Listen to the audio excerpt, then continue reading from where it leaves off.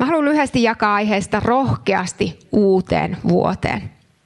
Nyt tarvitaan rohkeutta.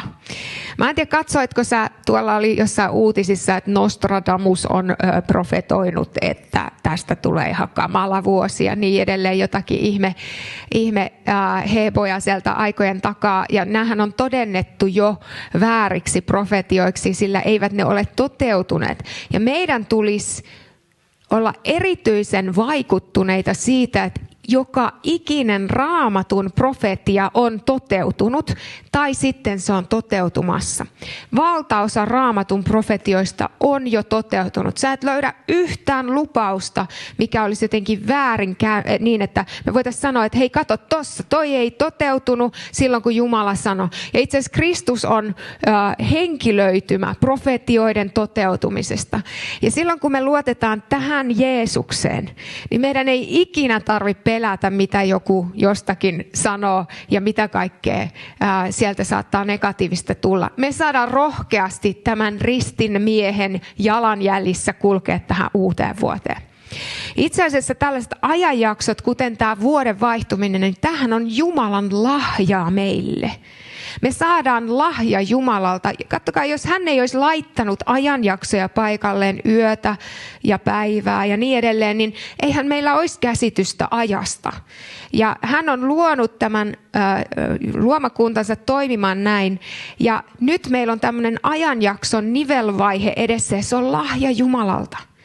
Tässä hetkessä me voidaan katsoa taaksepäin ja sanoa, hei, mitäs tapahtui viimeisen vuoden aikana? Minkälaisia asioita tapahtui? Minkä läpi mä tulin, että mä olen tässä? Mitä kaikkea mä sain myös kokea hyvää? Mikä oli vaikea? Me saadaan katsoa sitä. Sitten me saadaan suuntautua siihen tulevaan ja miettiä, hei, tässä on tämmöinen uusi ajanjakso avautumassa. Ja jokainen meistä, me ollaan Jumalan kuviksi luotuja. Joka ikinen ihminen maan päällä. Ja siksi jokainen ihminen on ikuinen. Tämä on oikeasti aika semmoinen mind-blowing ajatus. Joka ikinen ihminen on ikuinen Jumalan kuvana. Me ollaan menossa ikuisuutta kohti myöskin. Me tullaan aina olemaan olemassa. Ja nyt meillä on tämä ajanjakso, jossa me voidaan valita, mitä me tehdään meidän elämällä ja millä oikeasti on merkitystä. Sillä, miten me suhtaudutaan henkilöön nimeltä Jeesus tässä ajassa, on valtavasti merkitystä, sillä se määrää sen, missä me ikuisuus vietetään ja miten.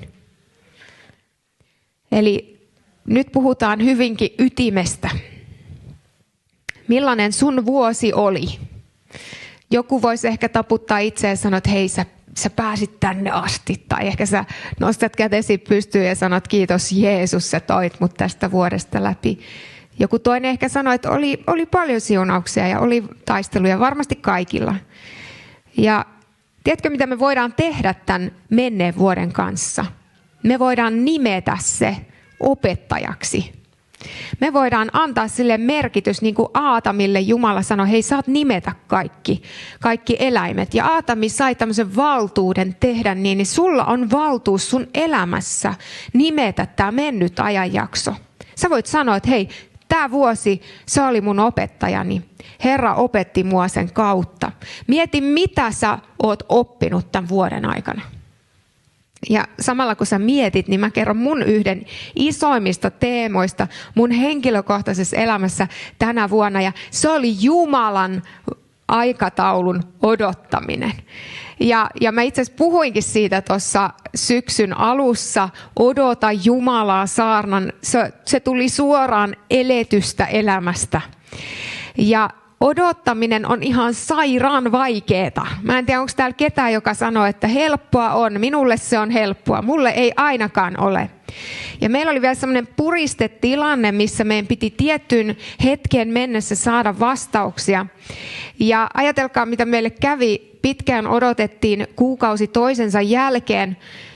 Jumala jossain vaiheessa sanoi mulle, että hei, mä en halua hukata tätä hetkeä, kun mä voin opettaa sua luottamaan. Mä niin kuin yhtäkkiä ymmärsin hänen semmoisen vanhemman logiikansa, tiedätkö, isän tai äidin logiikan, että mä olen opettamassa sulle jotakin ja mä en voi hukata tätä hetkeä. Hän voisi antaa vastauksen näin, mutta kun hänellä on suurempi suunnitelma sen vastauksen antamisen sijaan. Ja se suurempi suunnitelma on, että me opitaan luottamaan häneen. Ja sitten kävi niin, että jossain vaiheessa, just ennen kuin se vastaus sit täysin vapautui, niin mä aloin tajuta, että ensinnäkään Jumala ei ole koskaan myöhässä. Senkin hän puhui ihan henkilökohtaisesti. Sitten mä tajusin, että ei hän ole kyllä hirveän ajoissakaan kovin monesti. Ja sitten kävi niin, että noin viikkoa aikaisemmin, 10 päivää, en muista, pari viikkoa ennen kuin vastaus tuli. Mä en nyt sitä kerro sen tarkemmin, mutta sanotaan, että se oli meidän henkilökohtaisen elämän iso asia. Kuvittelet sitten, mitä kuvittelet.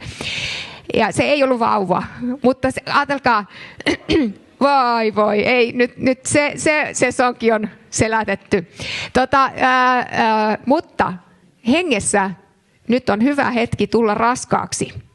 Eli tämä on erittäin profeetallinen viesti kaikille. Ja ehkä joillekin jopa biologisessa mielessä. Mutta pointti oli siis se, että noin pari viikkoa ennen mä tajusin ja mä sanoin miehelleni, että tiedätkö mitä, me ihan varmasti nähdään se juttu sinetöityvän juuri nimenomaan tänä tiettynä päivänä, sillä mä menin kalenterista laskemaan, mistä tulee tasan 40 viikkoa siitä, kun asia lähti liikkeelle, niin tiedättekö juuri siinä viimeisenä päivänä 40 viikkoa, vikapäivä. 1 päivä lisää olisi ollut yliaikainen raskaus, mutta ei, siinä viimeisenä 40 viikon viimeisenä päivänä asia ratkesi, bam. Ja se oli sellainen Jumalan oppikoulu. Ja hän oli sanonut siitä, että hei, mä opetan sua luottamaan odottaessasi. Sillä niin monet asiat meidän elämässä, me ei olla valmiita niiden vastausten kantamiseen ennen kuin me odotettiin, ennen kuin Jumala diilasi meidän sisimmän kanssa siinä odotusajassa. Ja kyllähän se oli melkoisen haastavaa jossakin vaiheessa, mutta mä sain sen odotuksen keskellä tämmöisen oivalluksen. Jos Jumala olisi kertonut mulle etukäteen, Anna-Mari, mä annan sulle päivämäärän syyskuun se ja se päivä, tää tulee ratkea totaalisesti.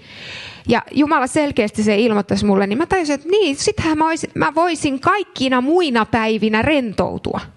Koska mä tiedän, että tuona päivänä tämä asia ratkeaa.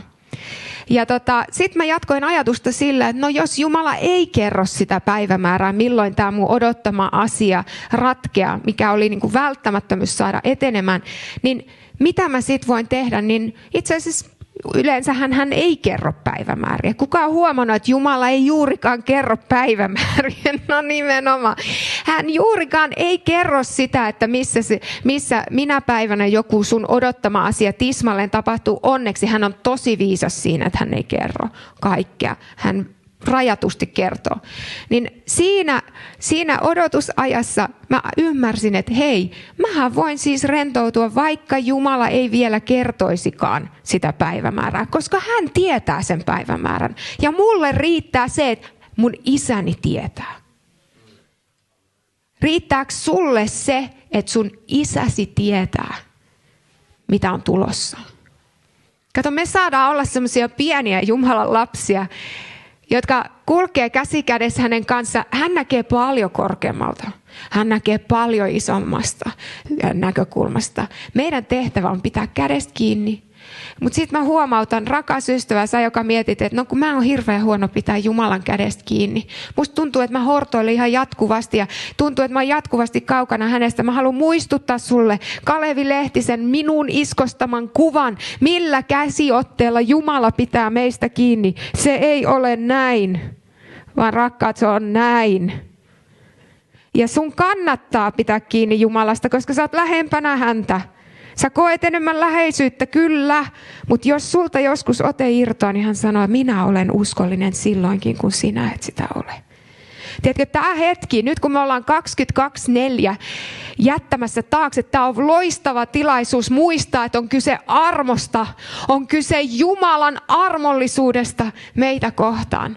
Ja me saadaan täysin nojautua hänen hyvyytensä ja pitää hänestä kiinni ja muistaa, että itse asiassa hän pitää meistä kiinni.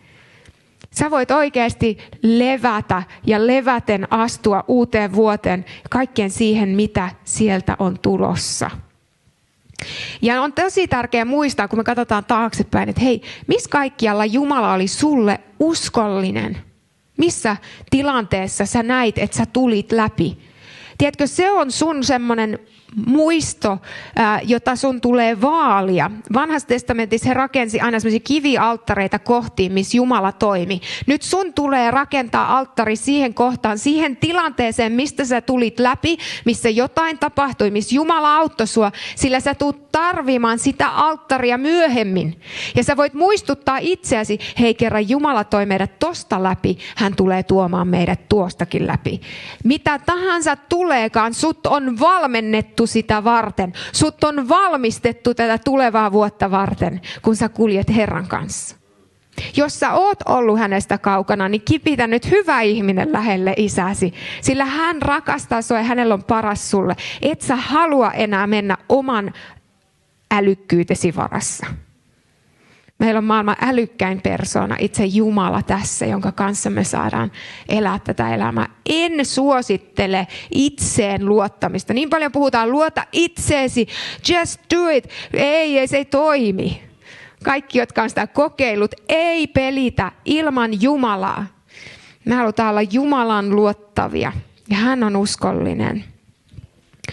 Nyt me ollaan menossa uutta kohtia ja tosiaan toi synnytyskuva mulle jäi mieleen. Itse asiassa mä sain semmoisen sanan yhdeltä perheeltä, jonka nuori lapsi oli yhtäkkiä sanonut, me ei edes olla nähty vähän aikaa, niin se lapsi oli tullut kysyä äidiltä, että onko Anna-Mari Brandao raskaana?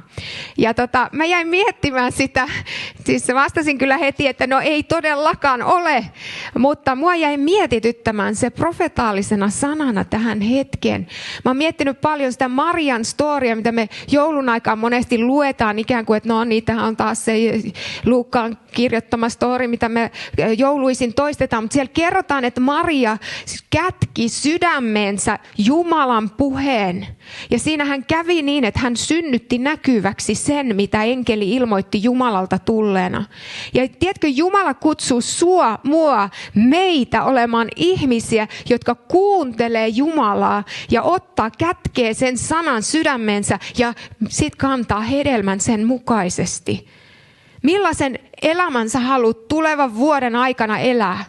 Mä rohkaisen sua miettimään, millä tavalla sä olet Jumalan läsnäolossa ottamassa hänen sanojaan vastaan. Sillä kun sä vietät aikaa hänen kanssaan, hän kylvää hänen sanansa suhun ja se tuottaa hedelmän se sana.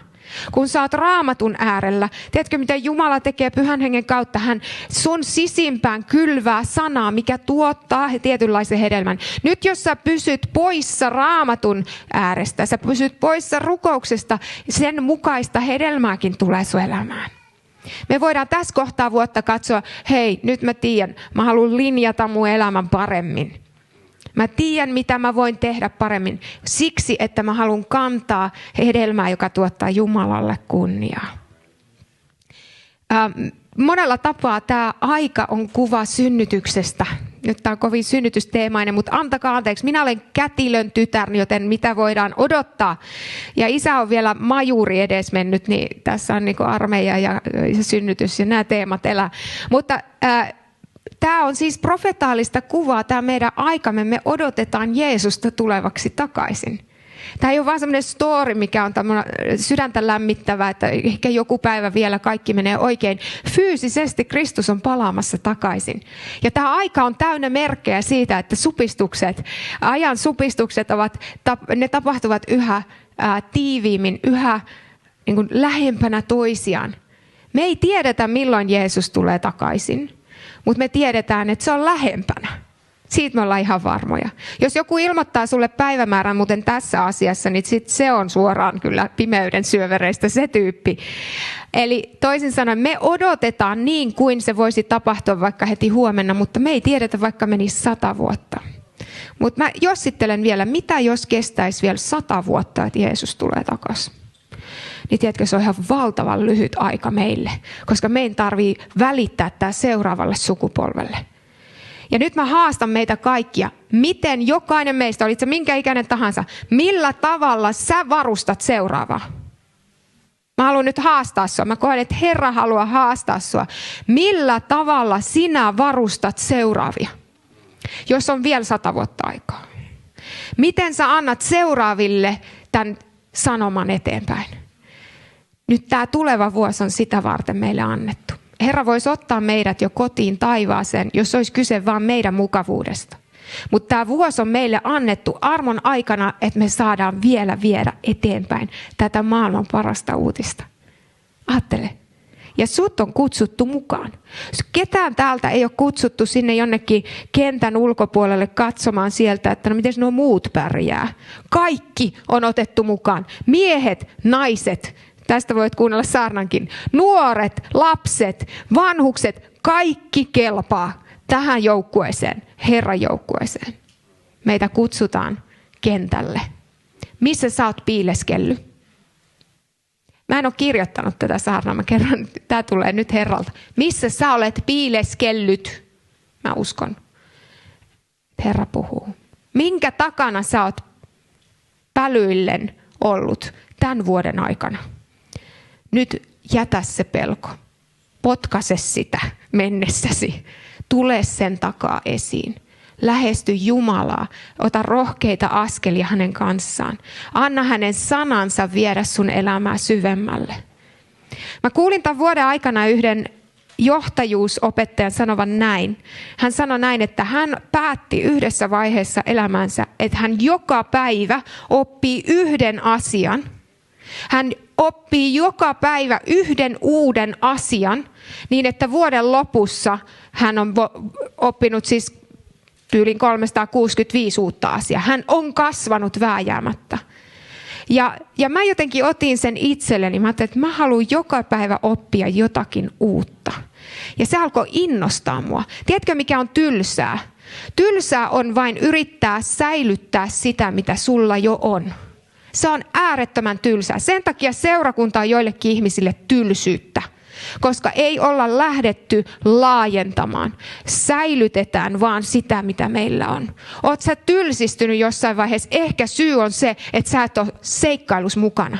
Ja Jeesuksen Kristuksen seikkailu tässä ajassa, se on jatkuvaa laajentamista, jatkuvaa uskossa astelemista, laajemmalle, edemmäs, ulommas. Se voi lähteä sun kodista, se voi lähteä sun elämästä, siitä, että sä tuut osaksi sitä seikkailua. Ja sä sanot, tänä vuonna mä en aio enää piileskellä. Jätä se, minkä takana sä oot piileskellyt, vasta sitten sä saat löytää sun tarkoituksesi. Ota askelia pelosta huolimatta.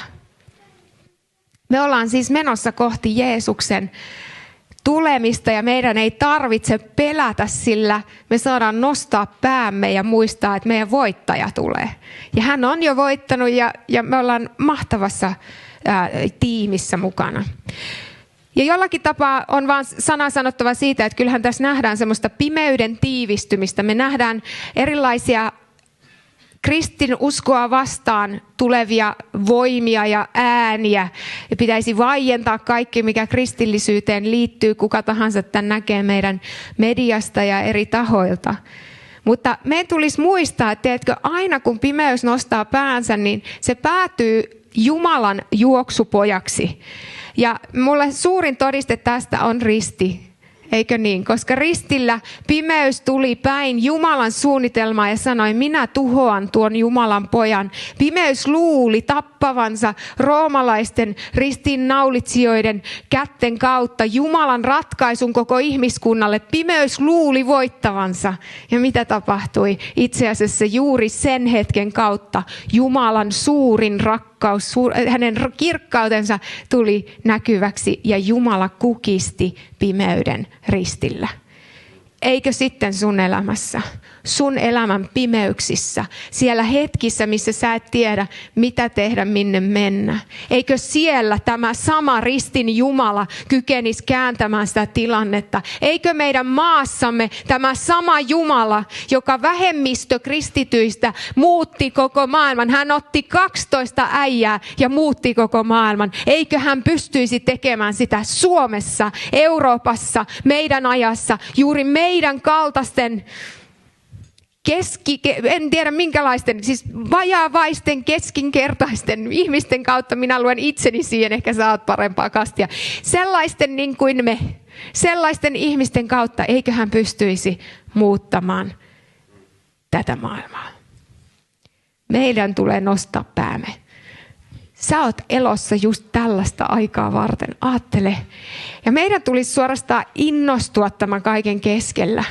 Että Jumala valitsi just mut. Tietäen mistä perheestä mä tuun, mistä suvusta, millaisia kokemuksia mulla on. Juuri tätä aikaa varten. Se ei ole sattumaa, rakas ystävä. Se ei ole sattumaa, että sä synnyit sinne, minne synnyit. Ja että sä olet elossa tänä aikana. Se on Jumalan suunnitelma. Ota selville se, mitä varten sä elät.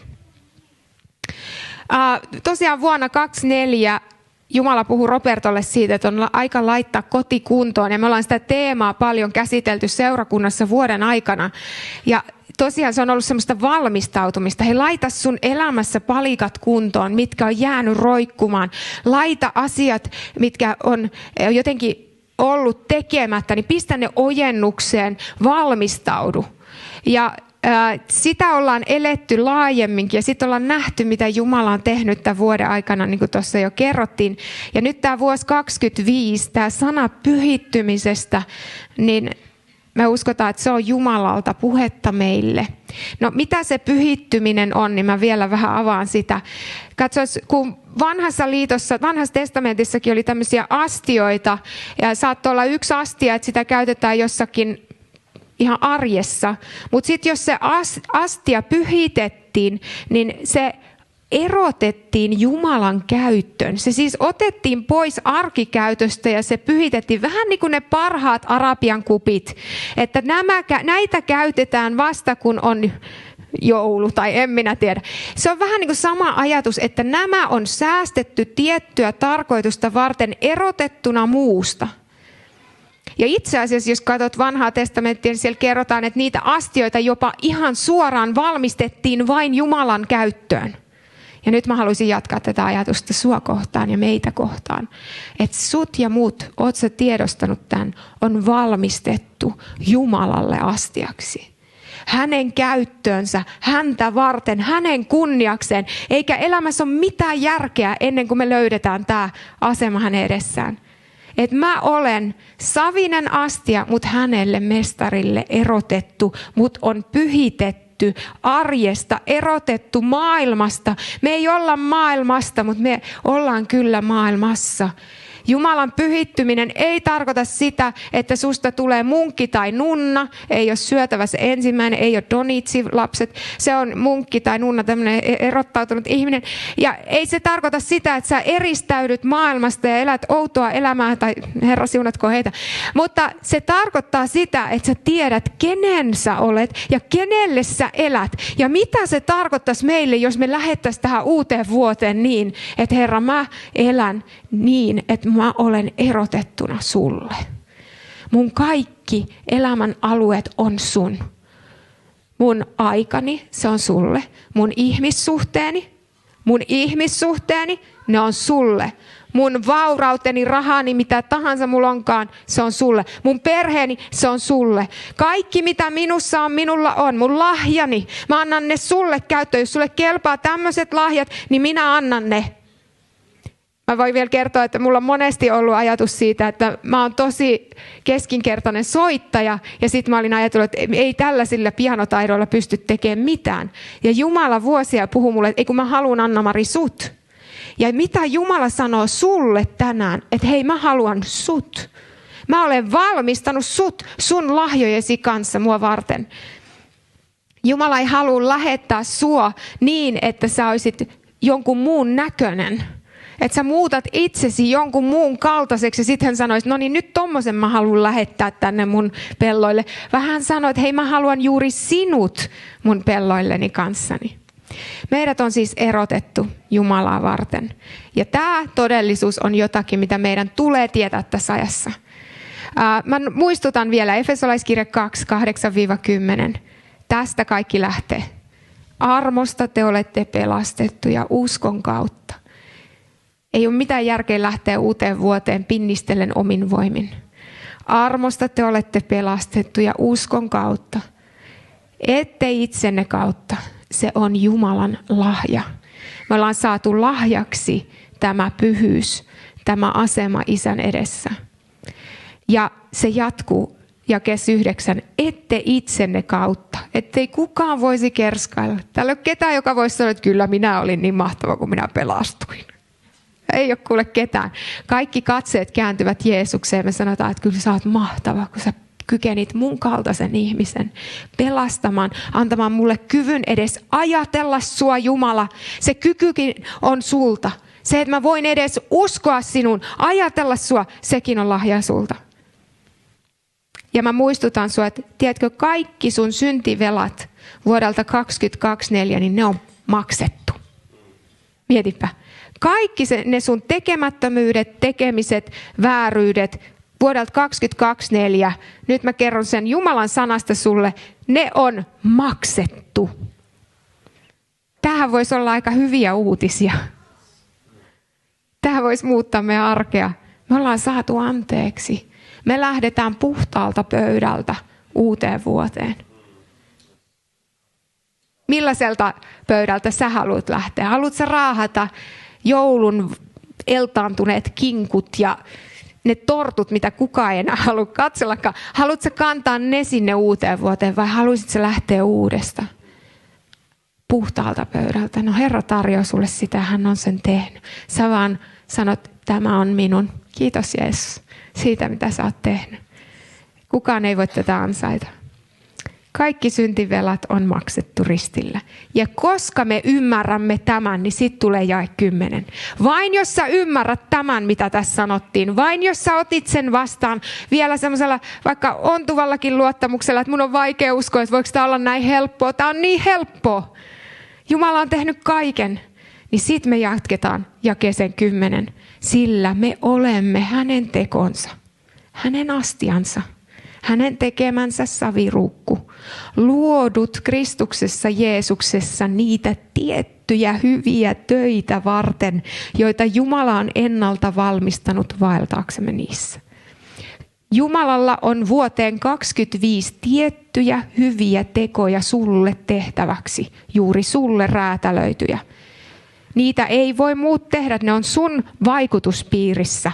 Sun tehtävä on vaeltaa niissä hyvissä teoissa. Haluatko sä selvittää, mitä ne on? Silloin pysy mestarin äärellä joka päivä. Sä tuut olemaan oikeassa paikassa oikeaan aikaan, kun sä elät Herran lähellä joka päivä. Se on ihmeellistä. Niin se menee. Nyt on aika olla rohkeasti äänessä, esillä, valona, ei piileskellä. Mistä se rohkeus tulee? Jumalan läsnäolosta.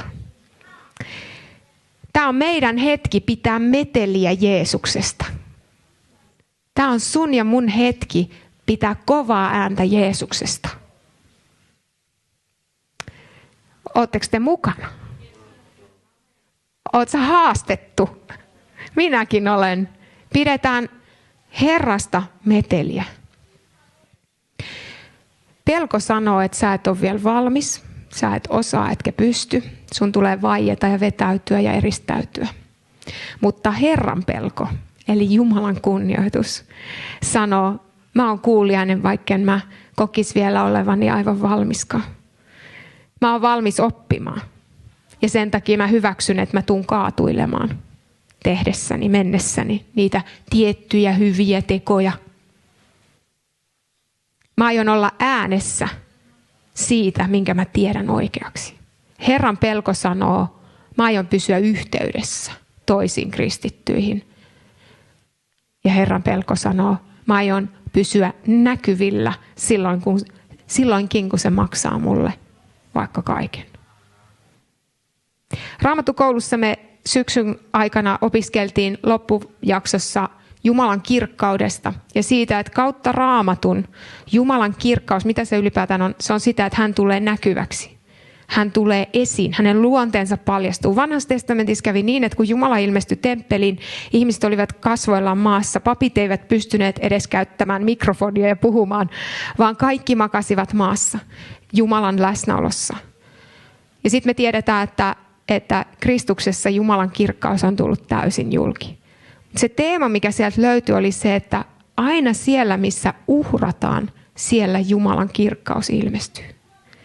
Eikö me halutakin enemmän elävän Jumalan läsnäoloa Suomeen? meidän perheisiin, meidän koteihin? Kuka haluaa enemmän elävän Jumalan todellisuutta? Täällä on nälkäisiä ihmisiä paikalla. Me halutaan enemmän sitä, kuka Jeesus on. Parantumisia, ihmeitä ja merkkejä. Enemmän sitä, että ihmiset kääntyy Jumalan puoleen. He vapautuu valheista ja kohtaa elävän Jumalan ja hänen totuutensa. Me halutaan sitä. Joo. Tiedätkö, mitä se tarkoittaa? Jos me halutaan enemmän kirkkautta vuonna 2025, se tarkoittaa enemmän uhraamista vuonna 2025. Sillä missä tapahtuu uhraamista, siellä Jumalan kirkkaus ilmestyy. Se tarkoittaa sitä, että me lasketaan meidän elämä Herran eteen. Ja se ei ole enää not my way, it's your way. Ei ole kyse enää mun plääneistä ainoastaan. Me saadaan unelmoida, niin kuin me tässä kuultiin. Unelmoidaan isosti, heitetään ne unelmat 3. potenssiin, isoja unelmia. Ja kuitenkin kaikkein tärkeintä on just se, mitä Roberto sanoi, että me eletään Jumalan unelmia todeksi hänen kunniakseen. Olisipa tylsää, jos me saataisiin selville taivaassa, että no, sä sait kaikenlaista kivaa, niin kuin kivoja leluja täällä maan päällä, mutta sitten se todellinen tarkoitus, mitä varten sut luotiin, sut pyhitettiin, erotettiin, se ei toteutunut. Mä sanon suoraan, että tuo on ehkä mun elämässä sellainen suurin, jos pitäisi sanoa huolenaihe tai sellainen, mitä mä en halua toteutua, niin se on tuo. Mä en halua elää tyhjää, turhaa elämää. Meillä on tää yksi rundi vaan. Käytetään se hyvin. Kuka on valmis pitää meteliä Jeesuksesta vuonna 2025? Halleluja! Kuka on valmis ole äänessä vuonna 2025? Silloinkin kun pelottaa ja silloinkin kun olisi helpompi olla hiljaa. Ja nyt mä en tarkoita sitä, että susta tulee kaikista kurjin ihminen netissä ja sit sä huudat siellä ilkeyksiä ihmisille. Tää ei ole sitä. Tää on sitä, että me paljastetaan tälle maailmalle, miten upea Jeesus on. Mistä tunnistaa väärän rahan? Mistä tunnistaa kaupan kassa monopolirahan monopolirahaksi? Siitä, että he on nähneet alkuperäisen rahan. Ja sen takia meidän tehtävä on paljastaa Kristuksen kauneus tänä vuonna. Tässä on profetaalinen sana tälle tulevalle vuodelle, tuleville kausille. Siitä, mikä meidän fokus on. Se on paljastaa Kristuksen kauneus tälle ajalle, näille ihmisille, niin että jos kestää vielä 100 vuotta, niin seuraavat juoksevat innoissaan kohti tuota Kristusta. Ja jos meistä aika jättää ja kun sen tekee, niin me tiedetään, että me juostiin oikeaan suuntaan meidän radalla oikeassa tarkoituksessa. Tästä on kyse. Tämän takia seurakunta on olemassa. Tämän takia me ollaan vielä elossa. Tämän takia Herra pelasti sut, että sä saisit heijastaa hänen kauneuttaan. Tätä varten sä hengität just nyt. Tiesit sä, että sä oot olemassa kirkastaaksesi Jumalaa. Me, tähän loppuun mä sanon vielä tämän, me Jeesuksen seuraajina ja seurakuntana, me sitoudutaan tulevana vuonna, mä kutsun sut mukaan, seuraaviin periaatteisiin. 1, mulla on 7 näitä, niin että tämä lista olisi täydellinen. 1, me sitoudutaan lukemaan Raamattua päivittäin.